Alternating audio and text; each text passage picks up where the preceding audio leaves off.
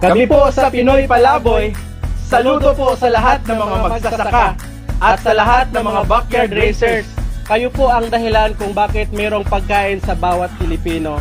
Sa mga nais po magsimula sa pagsasaka o kaya pag-aalaga ng hayop, una, dapat po may alam. Inanyahan ko po kayo na manood ng AgriSenso.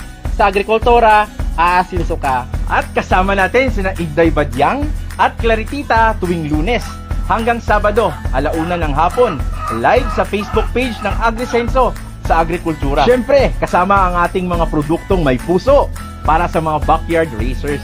Ang King's Vitaplus Animal Feed Supplement, Panamox Caplet, At Panamox Forte, Intenso Premium, Intensio Power Stag, Intenso Plus, at ang Worms to Go. Kaway-kaway!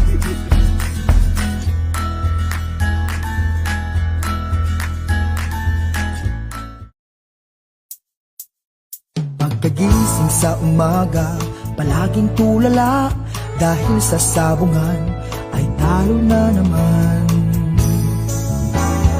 Pare, huwag problemahin dahil problema mo'y sasagutin. Pare, manok mo'y painumin ng Intenso Panalo. Manok mo'y agresibo, palaging panalo. Sa Intenso Panalo, ang manok mo'y walang talo. Subok at sigurado, tunay at garantisado. Sa Intenso Panalo, ang produktong makabago. Kaya't sa Intenso na tayo, sa Intenso Panalo. Ang manok mo na pula, siguradong ubra, kumpletong vitamina, tsak panalo ka. Plus Power Stag Premium, sagana to sa calcium, minerals, zinc at protina. Intenso Panalo na tayo, sa Intenso Panalo. Ang manok mo'y walang talo. Subok at sigurado, tunay at garantisado. Sa Intenso Panalo, ang produktong makabago. Kaya't sa Intenso na tayo, sa Intenso Panalo, sa Intenso Panalo.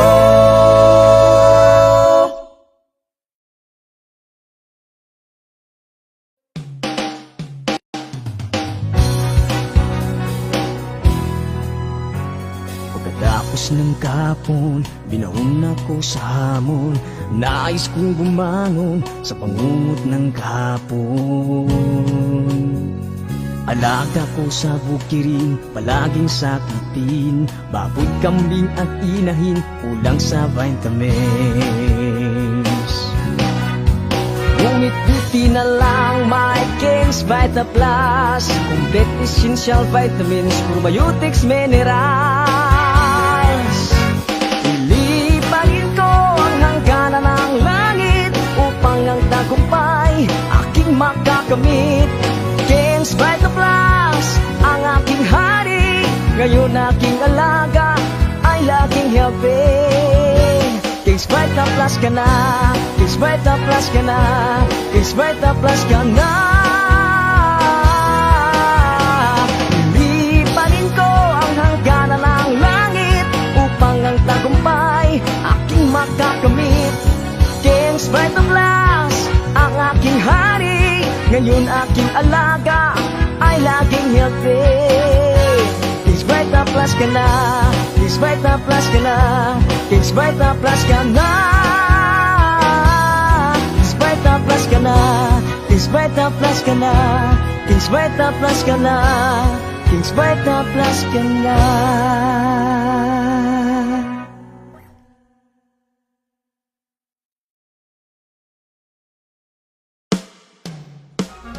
Labas nga impormasyon sa agrikultura, mga simpleng tips para sa mga mag-uuma. Yaman sa kaumahan, kikita ka na, aasenso ka pa.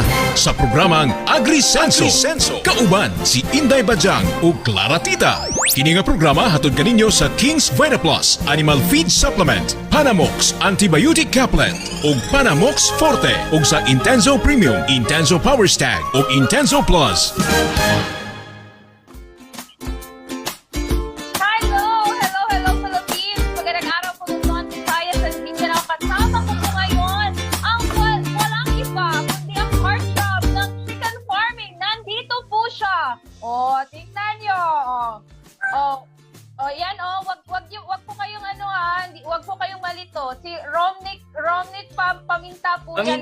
paminta.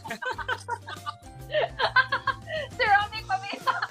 Hello, Manok Tambayan! Hey, ma'am. So, Maayong- mayong sa mga nanonood Oo. ngayon, mga nakikinig. Magandang Correct. udto. Correct. Magandang araw po sa ating lahat. And of course, it's Thursday. It's napaka-special na naman ang araw natin ngayon because kasama natin sa ating chikahan na puno sa impormasyon si Manok Tambayan. And before that, gusto ko namang batiin ang lahat ng mga nanonood sa atin ngayon via Regional News Group or RNG Luzon. Hello po sa inyo. Magandang araw po and most especially live din po tayo sa Ka-Farming Angat Ka Facebook page. Hello po sa inyong lahat dyan. Sana po ay tumutok kayo dahil napaka-interesting po ng ating topic for today. O, diba? But before that, of course, kumustahin muna natin si Manok Tambayan. Sir, kumusta dyan sa General Santos City? Yan, dito sa city ngayon sa Jensan, maulan po, ma'am. So, kansila din po ng mga din dito, yung klase kasi nga napakapangit po ng panahon. So, ngayon, nagtaligsik. Ano ba tawag yan? Paano na? Paulan na.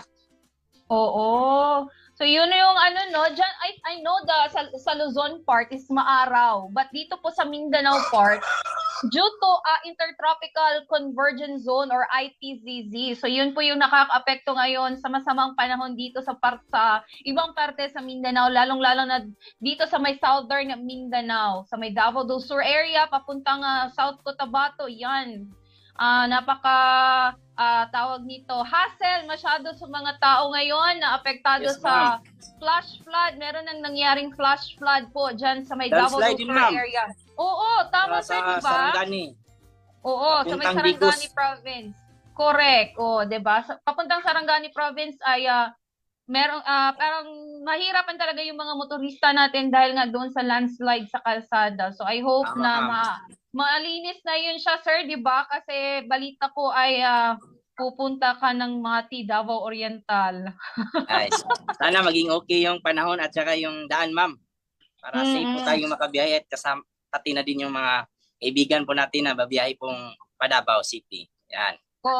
Corrected by. And since maulan po dyan, sir, kumusta naman yung mga alagang manok mo dyan, sir, sa inyong likuran? So far, ma'am, wala naman tayong sakit kasi nga, yun nga, talaga tayo, linis tayo dito at meron po talaga tayong panlaban po sa mga antibacterial po natin. Hindi po yan nawawala sa ating sistema po sa pag-alaga ng manok. Pagbibigay po ng Panamox Forte po sa ating mga alaga. Corrected by. Ayan, napakalaking tulong talaga ng Panamox Forte sa lahat ng ating mga chicken breeders dyan dahil malaking tipid yan sa kanilang part. Although yan ay ginagamit nilang maintenance pang bacterial flushing, ay hindi naman sila gagasto ng mas malaki pa kasi for example, kung magkakasakit yung kanilang mga manok ay medyo malaking lugi na talaga yan at malaking ang gagastusin nila just in case na magkakasakit. Tama ba, sir? Tama po, ma'am. Ang maganda po sa Panamox din po kumpara po sa mga ibang antibacterial ay yung isang sachet po, ma'am, ay katumbas na po ng isang galon kumpara po sa iba na isang sachet ay nasa 2 liters lang po. So, napakalayo po talaga. Maganda talaga na pagbigay din po. Lahat pwede nating mabigay sa ating mga alaga. Correct! Tama, sir. Instead na 2 liters, ay pwede siya sa 4 liters. Dahil po ay ang Panamox Forte, kung i-compare nyo rin po sa ibang brand, mas malaki po yung content ng amoxicillin, phyllosine, paracetamol, at saka carbocysteine. Diba? Yung gram nila, mas malaki yung content nila kumpara doon sa ibang brand. So, medyo ma-price siya compared sa ibang brand. Mga 2 pesos lang, I think, yung angat niya compared doon sa ibang brand. Pero, malaki na ang pwede mong paggamitan ng Panamox Forte compare sa ibang brand, di ba? So, Tama po, ma'am. sabi natin na malaking tipid na rin yun siya sa part ng mga chicken breeders. Tama po, ma'am. Alright. Napakalaki talaga kumpara po sa iba. Corrected by. So, ayan. I think hindi na siguro natin papatagalin pa, Sir Rian, dahil alam kong excited na ang ating mga followers, mga viewers ngayon na nakatutok sa ating Facebook page sa AgriSenso. Ayan, I'm sure na nakaabang na sila at gusto na talaga nilang ikaw ay magsalita na, sir. Yeah. Correct. Anyway, Anyway, ma'am. sir ha, gusto ko lang i-encourage sila na if ever meron kayong mga katanungan later on sa mga yung mga reaction ninyo or katanungan hinggil sa ating topic or pwedeng outside sa topic basta kaya lamang masagutan ni Sir Rian. Tama po, ma'am. Pwede. Pwede talaga. Oo, I know kaya yan ni Sir Rian kasi ikaw ba naman, no?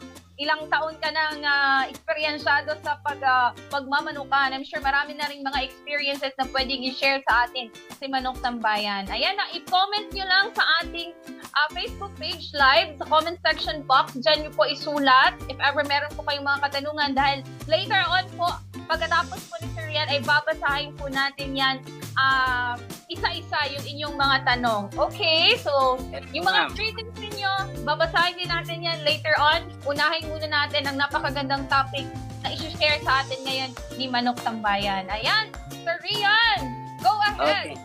Okay. So, ngayon, okay. So, yung topic po natin ngayon ay pinaka-ideal po na panimula po sa pagmamanok na maliit yung gastos pero maganda yung kita o malaki yung kita. So ang babasihan po natin yung ating mga alaga po dito. Pwede sa pagmamanok ko po, nag-upisa ko po talaga ako sa sisiyo hanggang naparami po natin o meron na po tayong breeders. So sa akin po ngayon, kung babasihan po natin yung aking bilang ng aking mga breeders ay nasa 15 po. So 2 tandang at saka 13 po na inahin.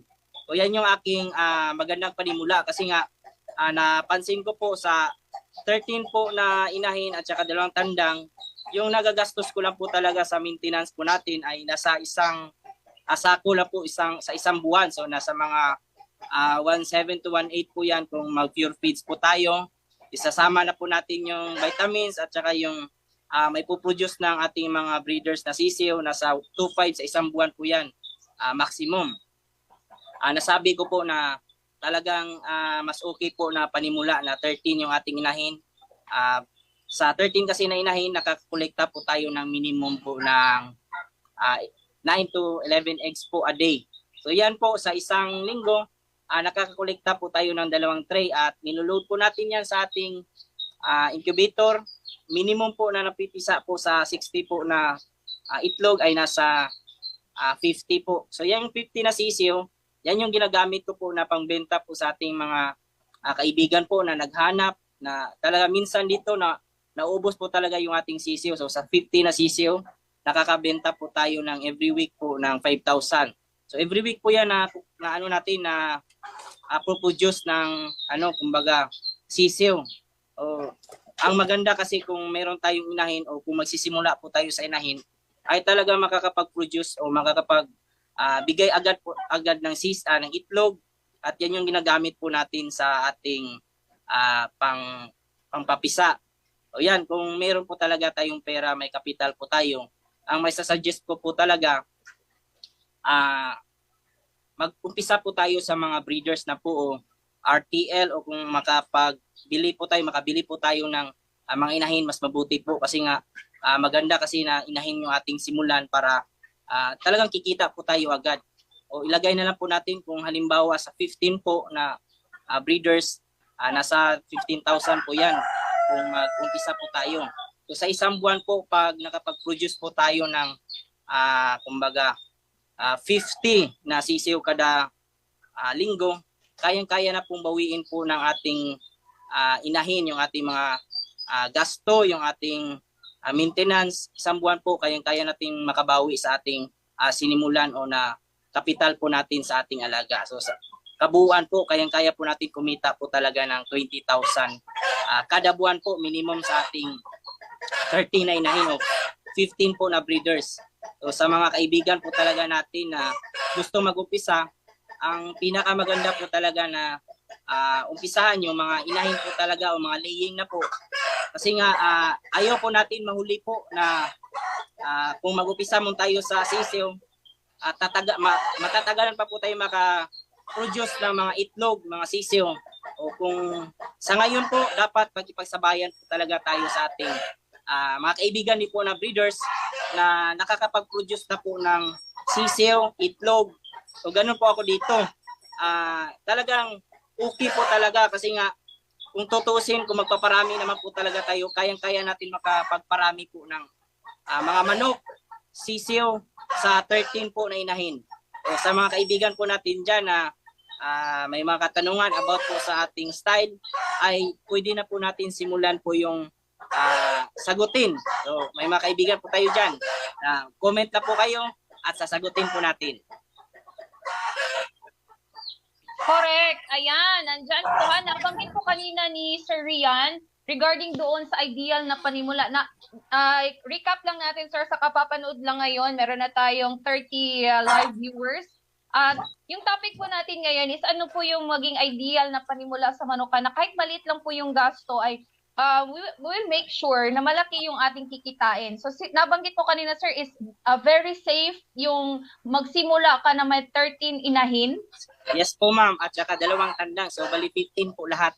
So 15. So magkano initial ang gagastusin yan, sir, if ever bibili ka na ng ganun na mga ready to lay na ng mga manok?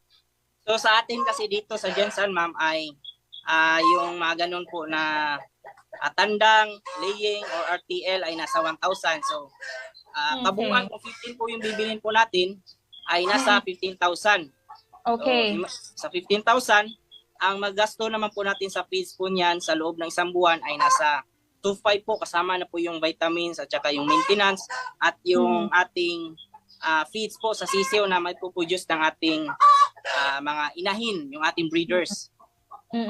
So initially, sir, mga nasa, sabihin natin 18,000. Tama ba, O, sir? mga ganun, ma'am. If ever ay nagsisimula ka pa talaga, so kailangan meron kang 18,000 na ganoon na budget. Na kapital, ma'am.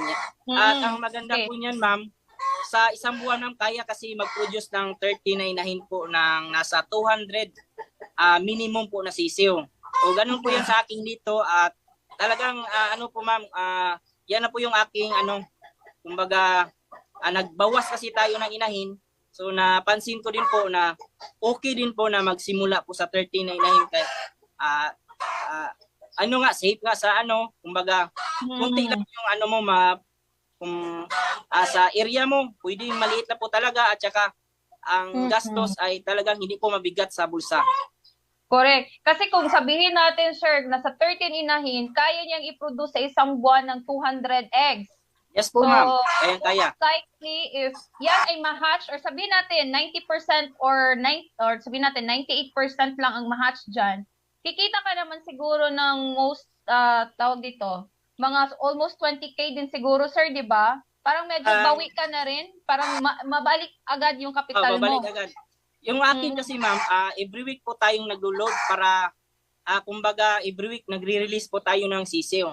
Sa weekly kasi natin na collection sa itlog sa 30 na inahin ay nasa ma'am, minimum po ng 60 po, 2 tray. Sa 2 tray po na sa isang linggo, ang average po talaga na pipisa po dyan ay nasa 50, yung minimum.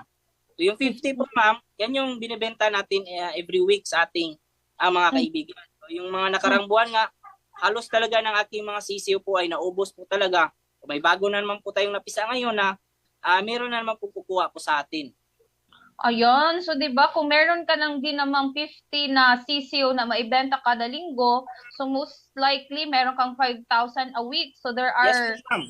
4 weeks man sa isang buwan. So makaka-20,000. Nasa 20 talaga, ma'am. So isang ayan. buwan, ma'am, yung kapital mo, ma'am, kayang-kaya na pumbawiin po niyan, ma'am. Correct. Oo, 'di ba? Pero sir, no, dapat din nilang i-consider dapat nilang isaalang-alang na meron ka talagang technique at strategy para tawag nito, para ma-achieve mo 'yan. Yang tawag dito 50 na sisiyo na mapisa. Kasi 'di ba sa previous topic natin, sir, na-share mo 'yan. Kung ano yung mga tips na mapabilis or tama ba 'yon? Mapabilis ang pagpisa ng inyong mga Ma'am, kumbaga, mataas yung hatching rate. ayan. Ayan. Mataas Ayun nga. sa hatching rate. Okay. Sa mga kaibigan kasi natin, basit po talaga sa aking experience, yung pinakamatagal po talaga na pag-load po ng itlog sa ating incubator ay dapat hindi po lalagpas po ng isang linggo. 7 days lang po yung pinakamatagal sa akin. Kaya nga, yan yung na-achieve po natin talaga yung minimum po na 50 na sisiw sa 60 po na itlog. So napakalaking percentage po yan, ma'am. Minsan lumalagpas pa po, minsan nasa 55 or between 50 to 55 po na mapipisa sa isang tray yung ating dalawang tray po yung ating napuproduce sa isang linggo. So ganun po ako dito. Ayan, o, di ba? So, in order to achieve the good hatching rate po ng inyong mga sisiw, ng inyong mga itlog rather, para maging sisiw yan sila, kailangan ay hindi lalampas sa 7 days Yes po, ma'am. yung paglagay sa incubator. Tama? Yes, ma'am. Yes, ma'am. Kasi na-try ko kasi, ma'am, na umabot ng 2 linggo. Ang nangyari po, yung mga unang itlog po ay mahina o madali lang pong mamatay. Pagtungtong po, hindi makalabas. Kung mabuo man siya, matagal o hindi makalabas, yun, mamatay yung ating sisiw sa loob ng itlog. Mas maganda na bago po talaga. At na po din, na din po natin sa ating mga kaibigan, mga farm po na napuntahan po natin. Bali, hindi lang po din sa akin na technique. Kumbaga, nakukuha din po natin sa ating mga kaibigan po na mayroong farm na nagpo-produce po talaga ng mga itlog o yung sisiw. So, yun yung aking ginamit din po. In-apply po natin at share din po natin sa ating mga kaibigan. Correct. And okay ha, so tandaan ninyo ha, nasa 13 na inahin, 2 tandang, and then yung ganyan po na karaming manok na panimula ninyo ay sakto lamang yan siya, sir, sa anong square meter? Na laki. Ma'am, kaya na po yan, ma'am, kahit 20 square meter, basta meron lang po kulungan. So, kaya na po yung ating, kumbaga, hindi po kailangan talaga ng malaking area sa gano'n na kadami. Ang pwede na lang po talaga natin gawin ay na lang po tayo, magbili po tayo, gumawa po tayo ng ating brooding area para sa mga sisiw. So, meron talaga akong 4 na nakaseparate na tawag nito, yung sa sisiw para yung pagitan po nila ay weekly. First week, second week, mga ganun lang ba para tuloy-tuloy yung pagbenta natin. At the same time, yung mga bago kasi, pag sinali po natin sa mga nauna, maaari pong madaganan, manghina po sila, so kawawa, mamatay. So, sayang din po yung sisiw na mamatay. Kaya meron po talaga akong 3 to 4 na kulungan para sa mga sisiw. Ayan, so i-ready din yan siya. Dapat i-ready. Kahit lang, sir, ano yung pwedeng ma-suggest mo, sir, na hindi magasto na kulungan, sir, na pwede rin nilang tawag dito, kung pwede sila ang makagawa lang ng kulungan nila. Kung naman po talaga, ma'am, kung mas mabuti kasi kung tayo lang yung gumawa, lalo na po kung may mga tira-tira tayong kahoy, pwede natin gamitin yan para mas makatipid. Pero kung tayo po ay bibili at nasubukan ko na rin po na gumawa po ng kulungan ng manok, ay hindi naman po aabot ng 1,000 po sa kumbaga 2 feet by 4 feet na tawag nito, yung laki ng kulungan, at covered po yan, ma'am, nasa almost 1,000 na po yung nagasto po natin. So hindi din po masyadong kalakihan kumpara po sa bibili po tayo na nasa 1,500 to 2,000 yung presyo pag bumili po tayo sa mga tagagawa po ng kulungan ng manok. Sir, meron din bang mga katulad mo, sir, na mga chicken breeders din na gumagamit sila ng karton, sir? Bilang muna, sir, panimula, sabihin natin, sir, na nagtitipid talaga. Pwede yung karton, sir? Karton, ma'am. Pwede din, ma'am. May din, ma'am. May yung malalaking karton, pwede po yan. Malalaki. Pwede po yan siya, ma'am. Basta importante lang po dyan, talaga yung sisiw dapat sakto lang din po sa karton o kumbaga makagala po sila, at pwede natin lagyan po ng kumbaga dyaryo o yung sa kalendaryo, lagyan po natin ng rice hull o kung ano po yung komportable o kung meron po sa inyo. Pwede po yan, basta palitan lang po natin ng palitan para hindi din po tawag nito, magbumaho o kumbaga ma-maintain natin yung cleanliness. Pero kung mag-alaga ka rin naman po ng sisiw o ng manok, mag-produce ka ng sisiw, mas mabuti na na tayo gumawa o bumili kung meron tayong kakayanan para mas magamit po natin. Matagal kasi masira yung para sa sisiw, ma'am. Kaya maganda din po na gumawa din po tayo. Ayan, no, 'di ba? So siguro sir, yung karton na lang is for emergency na lang siguro. Tama po ma'am, kung wala na po talaga, madami yung ating sisiyo, pwede po yan. Oo. Pero kung For emergency. pang matagalan, hindi po pwede kasi nga covered yan ma'am yan. Kailangan din po ng hangin ng ating sisiyo para makalanghap po ng presko din po, kumbaga. Correct.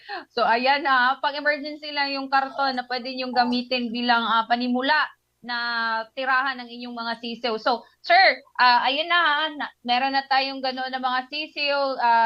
Doon naman sa incubator, sir, hindi naman siguro talaga agad-agad bibili sila ng incubator kasi doon sa past episode natin, sabi mo nagkakalaga ng 10,000 pesos yung isang incubator. Yes po ma'am. Oo, na maglo-load ng ilan nga yun, sir? 120 capacity ma'am. Oh, 120 capacity. So ano nga yung pwede mong ibigay na tips, sir, if ever na hindi pa nila kaya talaga na mag-incubator? So if ever andun sila sa budget na 20K, so ano yung pwede nilang gawin doon sa mga itlog nila, sir, na pwede na ma-incubate? Yung style ko po dati talaga nung wala pa tayong incubator, hindi pa po tayo nakabili.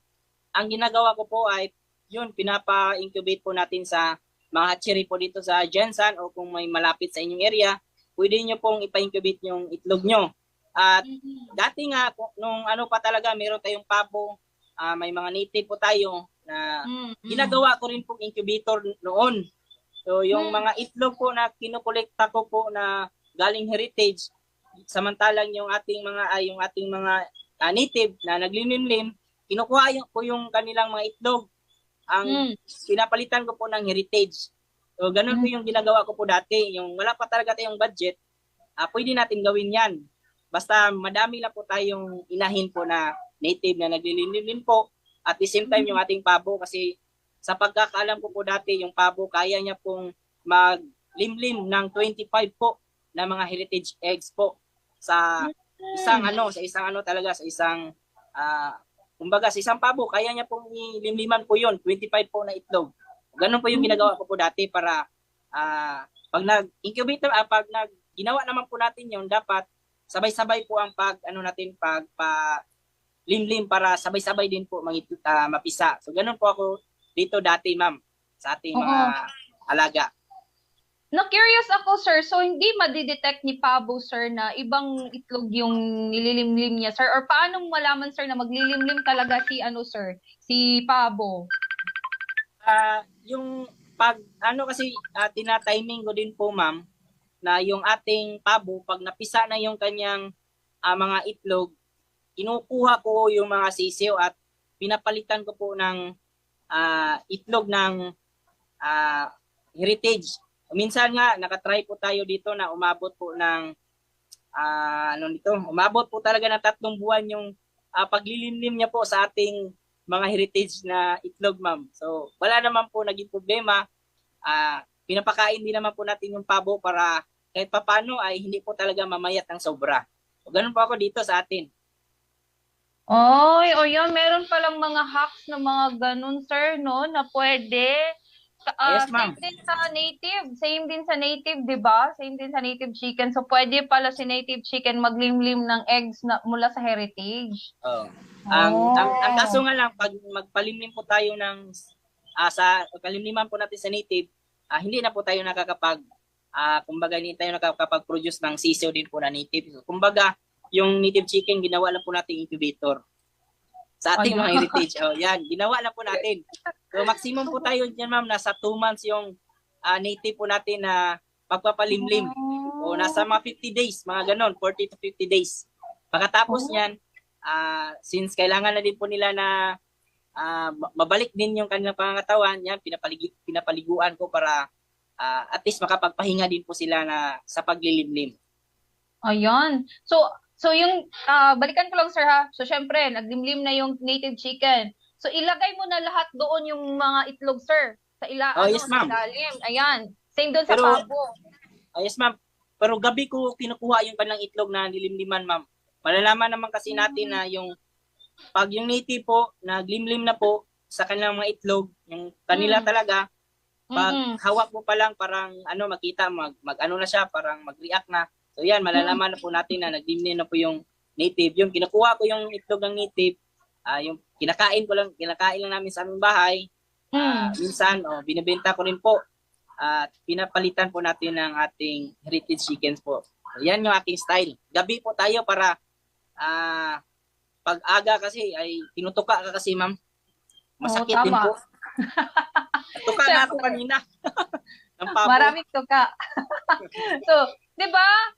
Di ba meron technique na sinabi sa atin ngayon si Manok Tambayan, if ever hindi talaga or mahal talaga na para sa iyong part na bilang nagsisimula ka pa lang sa pagmamanukan at meron ka ng mga sisiw na gusto mong ipalimlim, ay yun, gamitin mo yung ganun na technique. Gamitin mo tawag ito, si native chicken at saka si pavo. If ever lang naman na meron kayong native chicken or pavo. So, Yes po, ma'am. klaruhin lang natin, gusto lang nating i-emphasize kasi po, kung kayo po ay nanonood talaga ng Agrisenso, nabanggit din po kasi ito ni Manok Tambayan na yung po mga heritage chicken ay hindi po yan talaga sila marunong maglimlim. Kung meron man, ma'am. Kung Mhm. meron, ma'am. Kung meron man, ma'am, ay napakakunti lang po at yun nga, yung kunti lang po yung kanyang mapipisa kasi yung mga naunang itlog, sigurado po yun, ma'am, ay hindi po mapipisa. Matagal kasi maglimlim ang heritage, ma'am.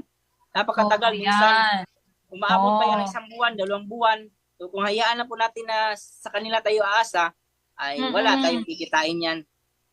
Correct. So, yun kasi meron po talagang iba't ibang karakter yung mga manok. So, make sure din na kung kayo po ay nag-aalaga ng manok, siguraduhin niyo muna na kilala ninyo kung ano yung klaseng manok na aalagaan ninyo. Kasi for example, heritage chicken din naman yan, so kailangan nyo talaga ng incubator para mapisa yung kanyang mga itlog. If ever native chicken lang din naman, so okay lang, walang problema kasi marunong talagang maglimlim si native chicken. Okay? Tama po, ma'am. Ayan. So, iyan isa yung sa mga dapat ninyong i-consider na if ever, so, meron ka pang nabanggit, sir, di ba? If ever naman, sir, wala talagang pabo at native chicken, yun yung isang, sir, yung isang strategy na ginawa mo dati na... Ay, yung magpa-incubate talaga, ma'am, sa hatchery. O, yan yung pinaka gandang gawin kung meron talaga tayong pera. Dati kasi wala pa talaga ako noon nakaumpisa pa lang tayo. So, kailangan din natin na humanap din ng paraan para makatipid po sa ating gastos po sa ating manukan. So, since kaya na po natin, pwede tayo magpa-incubate.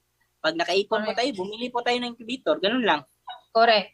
So, sir, balikan ko lang. Sa 13 na inahin, so pwede siguro, sir, no, sa 13 na inahin, hindi lahat yan RTL. Heritage chicken. So, pwede ba sir, kukuha lang din sila ng native? Para yun ang maglimlim. Kung anong ibig sabihin mo, ma'am, yung... Di ba sabi, yung 13 yung 13 na inahin, sir, na bilang panimula nila tapos 2 tandang, pwede ba, sir, na yung 13 lahat, hindi lang siya lahat heritage? Para meron din namang maglimlim, sir, if ever... okay. Okay lang ba yun siya, sir? Okay lang, ma'am, pero kung ako kasi dati, ma'am, yung ating mga heritage, yan, nakakulong po talaga yan. Yung ating native, yan yung ating pinapagala. So, rin, parang hindi ko sila hinahalo para sa ganun. Okay.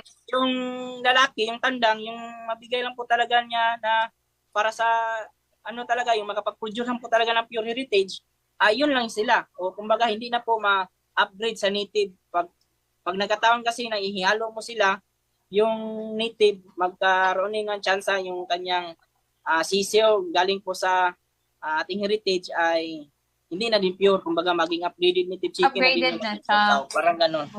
Pero pwede din po yung gawin kung kukunin na po natin yung itlog. Ang problema kasi pag hinalo na po natin, hindi din po natin malaman na kung saan yung itlog ng native at saka itlog ng heritage.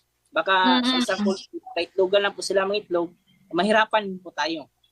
Okay. So if ever man lang, sir, na maghahalo ka, meron kang native at saka heritage, dapat i-separate talaga si native at saka si heritage. Yes po, ma'am. Yan yung ginawa ko dati na meron talaga tayong para sa heritage at yung mga native, pagala ko lang yun dyan sila. Kung saan sila mga itlog, pinukuha ko lang yung itlog at pag time na nila na maglimlim, doon na tayo palimlim sa ating mga heritage na eggs. Ayan. So, pwede rin, sir, na ma-advise mo, sir, na pwede silang bumili ng 10 heritage chicken at 2 native. Pwede din po ma'am. Kung ganun Para- kasi ma'am, ang kaya lang kasi ng native chicken na limliman ay nasa ano lang, nasa 50 na itlog. So, kulang din po yan. Kumbaga sa Kulang. dalawang, tawag nito, dalawang inahin na native, so nasa 30 lang po na itlog yung kaya niyang limliman. Yung So, yung sa akin liman. sa dati, ma'am, meron tayong 8. So, ano tayo, kumbaga, naka-sistema po talaga pag naglimlim. Parang ano naman ba, every week, may maglimlim dito every week. Yan yung nilalagyan po natin ng 60 eggs sa 4 po na tawag ito. 4 po na inahin. So, yan, mabilisa po talaga. Yan yung hindi kasi pwede na pag nagpalimlim po tayo, ngayong araw magpalimlim tayo, ngayong araw magpalimlim na, sa susunod magpalimlim na po tayo. Hindi sabay hindi siya sabay papisa, kumbaga. Kailangan Ayan. po talaga may sistema ma'am pag ganun po yung gawin po natin. So, kailangan Correct. masabihan mo talaga, may experience ka pa talaga, hindi po yung magpapalimlim ako, parang ganun lang. Magiging tayo, wala po tayo sa sistema o hindi po natin na yung dapat na may produce natin ngayong week. Parang ganun. Correct. So, importante talaga na before din kayo mag-alaga, make sure na meron ka ng plan. Diba? Oh, yes po, ma'am. Meron ka talaga. May plano ka na talaga. Kailangan mo na lang yan siyang i-execute. And libre naman din sigurong magtanong kay Manok Tambayan. Tama. Oo, lalong-lalo na kung nakasubscribe din talaga kayo sa kanyang Facebook page. Kasi paano niyo po tanungin si Manok Tambayan kung hindi kayo nakasubscribe o nakafollow sa kanyang Facebook page. So, I know na open lahat si Manok Tambayan sa inyong mga katanungan with regard sa inyong pagmamanukan. So, ayan balikan, konting recap lang. Sa kapapanood lang ngayon ng ating episode. So, yung topic po natin is ideal na panimula sa pagmamanukan na maliit lamang yung gagastusin mo pero malaki ang kita. So, kanina ay na-mention natin na pwede tayong magsimula sa 13 na inahin tapos 2 tandang. And then kasi itong 13 na inahin, maaari siyang mag-produce ng 60 eggs per week. Yes, So, ma'am. if ang hatching rate ng 60 eggs ay nasa 50 Minimum. eggs ang minimum na tawag dito na pwedeng ma-hatch ng itlog, okay? Tawag dito ng inyong itlog diyan na inilagay ninyo sa incubator. And then sa 50 po na napisa na maging sisiw na yan siya, pwede niyo po yan siyang ibenta sa halagang 100 pesos each, sir, di ba? Yes, ma'am. Week old, ma'am. Week old. So, Pinapaabot week ko po talaga ng week old, ma'am, para yung ating bibigay din po ay quality at saka vaccinated na po. Kumbaga, na po talaga, kaya na pong makasurvive. Correct. So, ayan So, 5,000 a week yung pwede mo, posible mong kikitain. 5,000 per week. So, sa isang buwan, ay maaring mong ma-achieve ang 20,000 pesos. So, parang mabilis na kumbaga, naibalik mo agad yung binuhos mo na Investment. kapital at mabaw. Nababawi. Unti-unti mo nang nababawi. And from that, maaring mo na naman yung gagamitin sa susunod na batch ng iyong pagmamanukan. So, 'di ba? Correct 'yun siya. So, before that, sir, meron tayong mga questions na ata sa ating comment box section. I don't know if Ayan, wait lang babasahin natin. Ayan. Ay, ito Nabuhay si Rihanna, sir. Nabuhay Yun si nga, sir. ma'am. Nakita ko dito. Nabuhay si Rihanna. O yan. Sir, magkano po ang pinakamura na incubator? Kasi alam natin yung manok na Rhode Island Red, hindi yan naglilimlim. Meron pa bang mas mura sa 10K, sir? Meron pa yung ating 10K kasi, ma'am. Bali, yun, ma'am? Automatic kasi yun. So, mas mura po yung mga manual. Wala din naman problema kung manual lang yung ating bilhin na nasa 3,000 to 5,000. Pwede na po yan pwede na po tayong ang capacity niya nasa 100 po na maximum. Yung 5,000 po na capacity ng isang manual na incubator. Sa manual naman po, yung aking ginagawa ko po dati, nung meron tayong manual, ay twice a day ko po siyang iniikot. Ganun, kailangan kasi ikutin yung itlog. Twice a day. Yun yung akin. So, magkano ang manual na Mga 3,000 to 5,000, ma'am. 3 to 5,000 dito yan sa Jansan yung manual. So, kung 3 to 5,000 yung manual, sir, so pero mag-exert ka pa rin ng extra time, sir, no? At saka effort. Yun nga, ma'am. Yan. Aga at hapon, yan yung ginagawa ko po. Iniikot po talaga. So, kailangan po natin gawin yan pag manual yung ating gamit po na incubator. Ayan. So, ayan. Alam mo na, Rihanna, at saka wag ka na lang din, magtipid. Doon ka na sa 10,000. May pariband ka sa buhok mo, tapos wala kang, wala kang pambili ng incubator dyan. Meron tanong ito si Gabriel. Meron po bang, ito muna si Rihanna. Sir, mas maganda talaga maglimlim ang itlog yung native. Yes, ma'am. Ano yan? Ano ba yan, Rihanna? Question ba yan? Or kinu-confirm mo lang?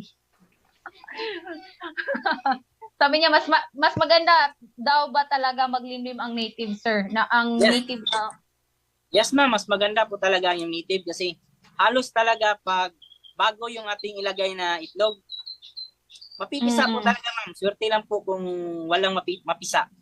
O, pipisa, maganda sila. Magaling po talaga sila maglimlim. Correct. Ayan. Ito din si Gabriel ata kuya. Ayan.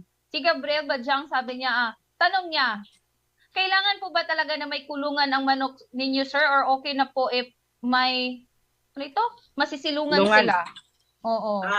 Kung naka-range lang po yung ating manok, gaya po dito, kailangan lang po talaga nila yung pasilungan at saka paitlugan po nila. Yan lang yung importante, basta range yung ating maalaga para kahit papaano din naman po pag umulan, hindi mabasa o hindi basta-basta magkakasakit.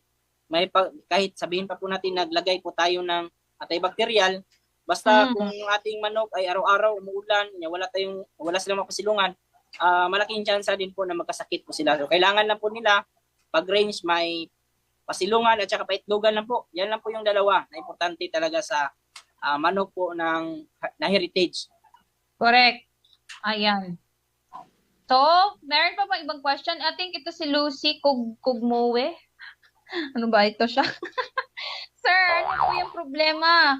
Kapag palagi po inupahan ng tandang yung babae, sir, wala pa ring itlog. Ano yung, may experience ka ba na ganun, sir? Posible din po yan, ma'am.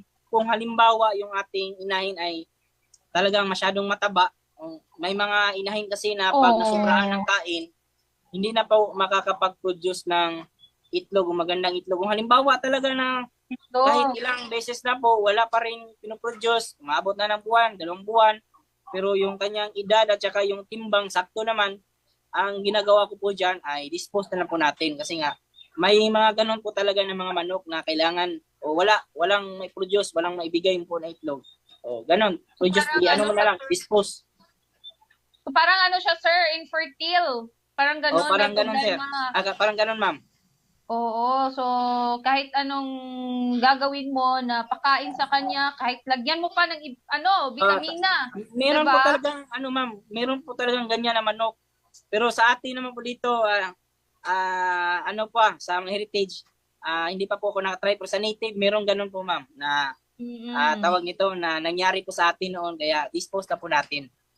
Correct. Ano din, sir, malaki din talaga ang factor ng klase ng vitamins na gamit mo, sir, di ba? Yes po, ma'am, kasi yung sa atin naman po kasi dito ay minsan hinalo po natin sa ating feeds at saka sa tubig yung ating King's Vita Plus. Maganda din po yun para kahit paano yung nutrients ng manok o yung sa vitamins makuha din po ng manok at maganda din yung may produce na itlog at saka quality yung magiging resulta po ng sisiw. So, gamit natin King's Vita Plus, ma'am. Hinahalo mo rin ba yung sir, Intenso Plus sa King's Vita Plus doon sa tubig nila, sir? Yes, ma'am. Minsan hinahalo ko po yan. So, yan? Minsan alternate po tayo, minsan din naman po halo. Wala naman pong nagiging problema. So, yun nga, nagiging pa yung ating manok, kumbaga energetic, kumbaga nila. Talagang hindi po kumpara sa mga iba na wala pong vitamins. Napakalayo po, ma'am. Correct. And then, meron din tayong good testimony with regards po sa gumagamit ng King's Vita Plus. Parang nai-improve yung fertility rate ng inahin at saka magandang similya po doon sa tandang, sir, di ba? Mas tumatagal pa po yung ano ma'am, kumbaga inahin. Umaabot pa po ng 4 na taon o na-try din po natin yan, yung na witness din po natin yan sa isa po nating kaibigan doon sa Pulumulok na nag-alaga din po ng manok na kahit matanda na po yung kanyang mga manok, continue pa rin ang itlog kasi may gamit po siyang feed supplement na gaya po ng King's Beta Plus. Correct. So, di ba? Ayan, merong instruction. Ayan, thank you so much, Sir Rian, sa iyong time. And I think meron tayong mga greetings na lang siguro, sir. Gusto ata nito nilang magpa-shoutout sa iyo, sir. Kuya Bill, sino yung mga gusto magpa-shoutout kay ano dyan? Kaya Manok Tambayan. Makita mo ba sa screen natin, sir? Or nanood ka ngayon sa live, sir?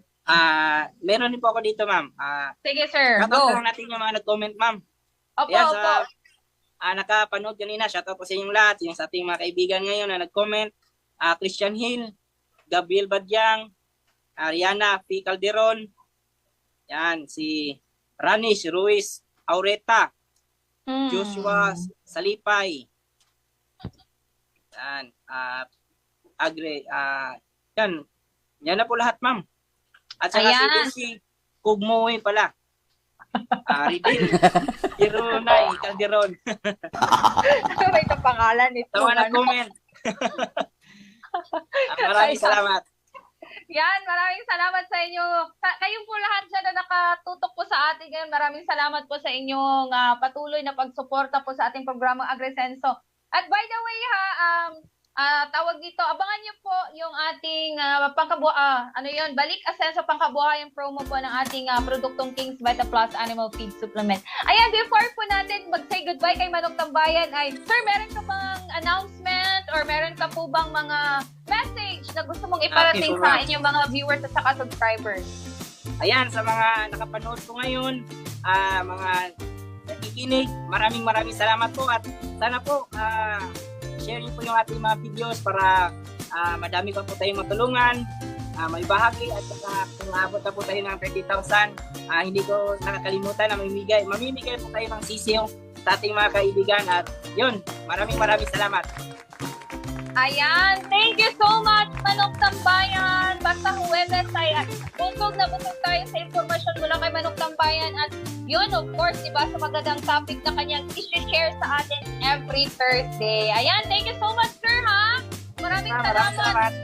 Opo, sir, maraming salamat. At dahil dyan, sir, ay patuloy muna tayo, kuya, no? Wala nang commercial or may commercial pa tayo, kuya? Diretso tayo, Clara. Diretso na. Ayan.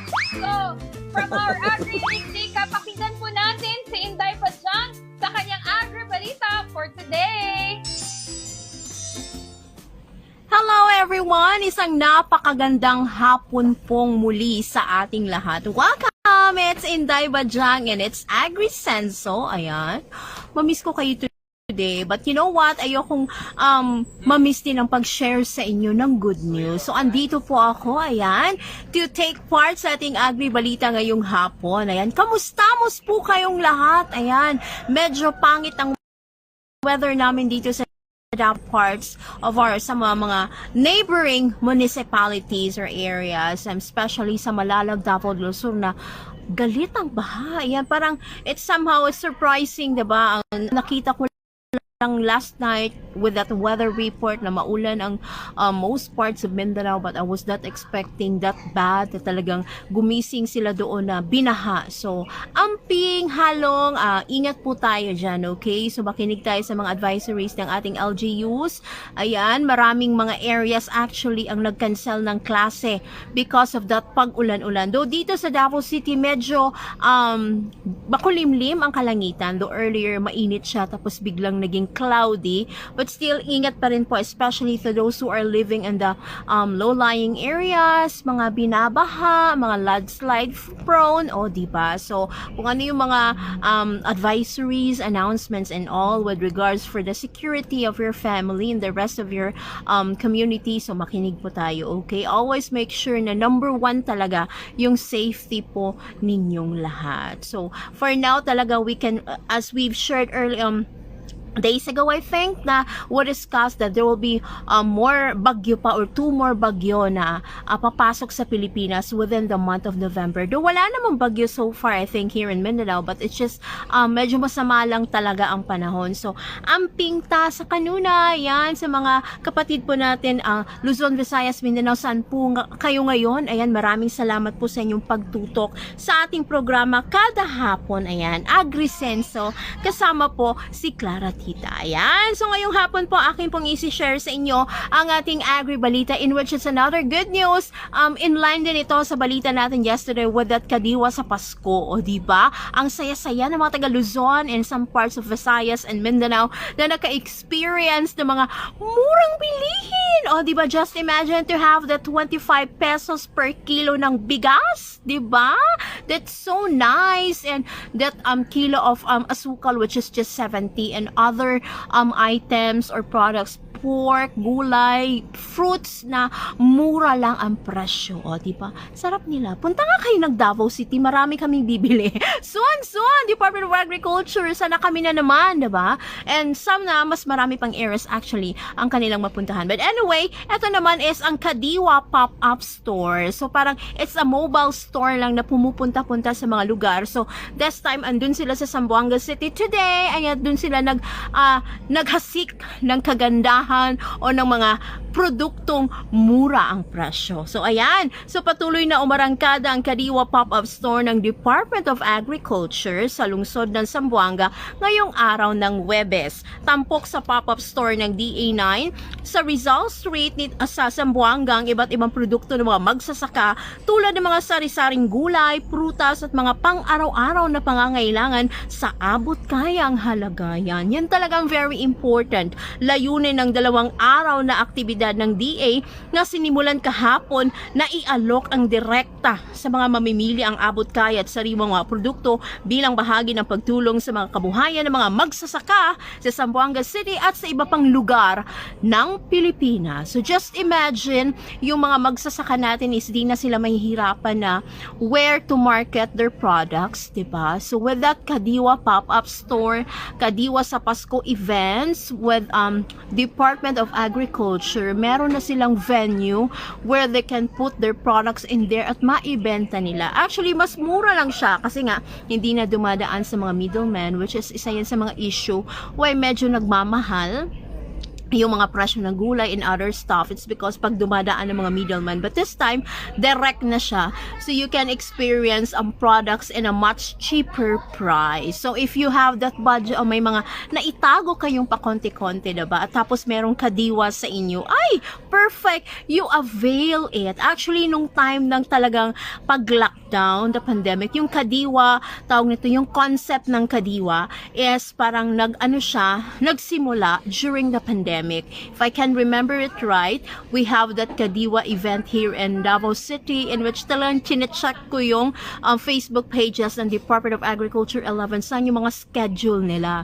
So by that time na nagpunta sila sa area namin, it's just so unfortunate na earlier na nga kami napunta pero sobra ang daming tao. It's because the people really want to buy those items in a cheaper price talaga. So wala na, umuwi na lang kami. Tsaka, so we hope to experience that one once again. But it's really happy to see those people fall in line, happy na namimili ng mga produkto, and they're happy went home. It's because nakabit-bit na mga iba't ibang kakailanganin daily, diba? Ikaw ba naman ang bumili ng bigas, 25 pesos ang kilo, meron ka pang mga pang-ulam, diba? For the next few days, it's such a very happy feeling, especially if you're a mother or a father doing that budget for your family. So, sa atin lang for Department of Agriculture, they should somehow, sana may mas marami pang areas that they will visit in the future, diba? Especially yung mga medyo malayo-layong lugar, and they have to stay there for a while. At least malang medyo mataas-taas yung panahon na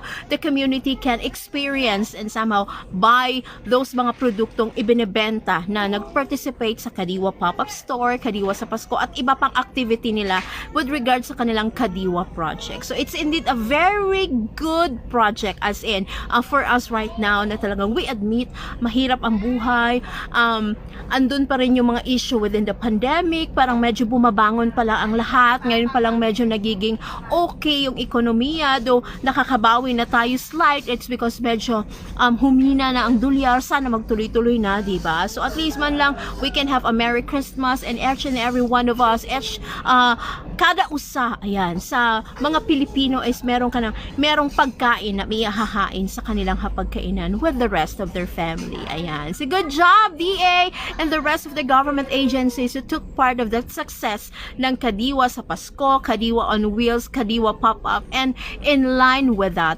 activity. Yan po ang ating good news sa ating Agri Balita ngayong hapon, mga friends. Ayan, doon naman po tayo sa ating Agri Unique Chika, of course. Ay, actually, tapos na pala.